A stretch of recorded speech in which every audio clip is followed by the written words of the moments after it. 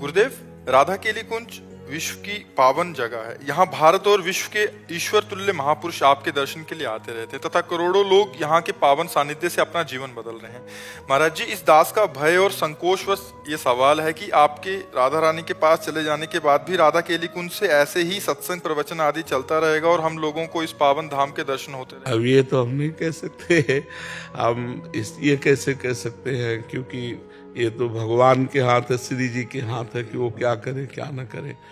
इतना तो समझ लो कि असंभव। संकेत में इतना ही है कि चलता रहेगा पर असंभव है। उड़िया बाबा जब थे, जैसा कृष्णाश्रम उड़िया बाबा के जाने के बाद फिर थोड़ी रहेगा, है ना। तो सांप की मणि चली गई तो सांप ही रह गई, अब मणि तो चली जाती है ना। तो अब यद्यपि संत भगवान हैं, बहुत से संत भगवान हैं, सब प्रयास करेंगे कि, पर ये प्रयास वाला नहीं तुम सुन रहे हो। हम किसी योग्य नहीं है, अयोग्य के द्वारा भगवान जो करवा रहे हैं वो योग्यता से नहीं हो सकता है। ये हम आपको बता रहे, ये जो हो रहा है ये अयोग्य से भगवान करवा रहे हैं।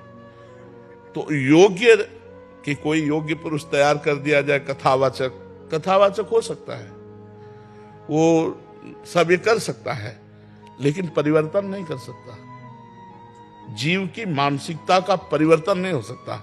और खास बात होता है जीव की मानसिकता का परिवर्तन करना, और वो होता है श्री भगवान से। और वो किसी को कभी कभी निमित्त बनाते हैं, निमित्त कभी किसी को बनाते हैं। तो ये हम इस समय जो देख रहे हैं कि वो प्रेमानंद नाम के शरीर धारक को एक निमित्त बनाकर अपना कार्य कर रहे हैं, हजारों लोगों की मानसिकताओं को बदल रहे हैं। तो वो चाहें, तभी हमने कहा भगवान चाहें तो हो सकता है, अन्यथा असंभव है। ये किसी विद्वता से या पढ़ लिख के या प्रवचन से नहीं हो सकता है। ये केवल भगवान के द्वारा करें करावें आप सब जने बढ़ाई दें, ये उनका कार्य। हम कभी बैठ के प्रवचन नहीं सीखे, हम कोई व्याकरणाचार्य नहीं है, हमारे पास कोई वो डिग्री नहीं है। बस इतना जरूर है कि हम श्री जी के हैं, श्री जी हमारी हैं। अब वो क्या करना चाहती है उनका विधान है। तो तुम महाराज ये कह सकते हैं तुम्हारी कृपा पाओ कोई बोले। हाँ बस बिल्कुल, तुम्हारी कृपा पाओ कोई। कृपा पात्र जन के द्वारा ये होता है, ये मतलब विद्वता या इसके द्वारा। तो हम समझते मूकम करोति वाचालम पंगुम लंघयते गिरिम यत् कृपा तम हम वंदे परमानंद माधवम। नहीं ना, जिसका शरीर ठीक है उसका क्या दूसरों का परिवर्तन कर सकता है। पर ये है कि वो सर्व सामर्थ्यशाली है, बस इतना हम कहते हैं। वो क्या करना चाहते हैं, हमें तो डॉक्टर ने कहा था 5 वर्ष में मर जाओगे, बहुत 2.5 वर्ष कहा था, फिर कहा था बहुत से बहुत 5 वर्ष चलोगे। 19वां 20वां वर्ष चल रहा है, डॉक्टर के कहे के अनुसार से 19वां 20वां वर्ष चल रहा है। अब भाई भगवान कब तक चलाना चाहते हैं वो जानते हैं।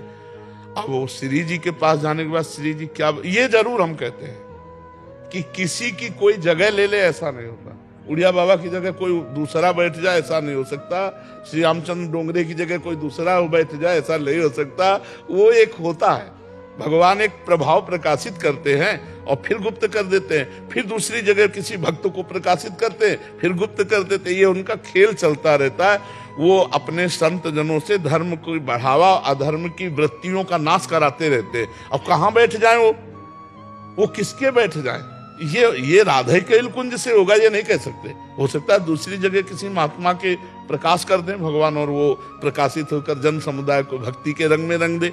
किस संप्रदाय का, किस मार्ग का, सब उनके संप्रदाय, सब उनके मार्ग। इसलिए ये नहीं कह सकते कि ऐसा ही होगा।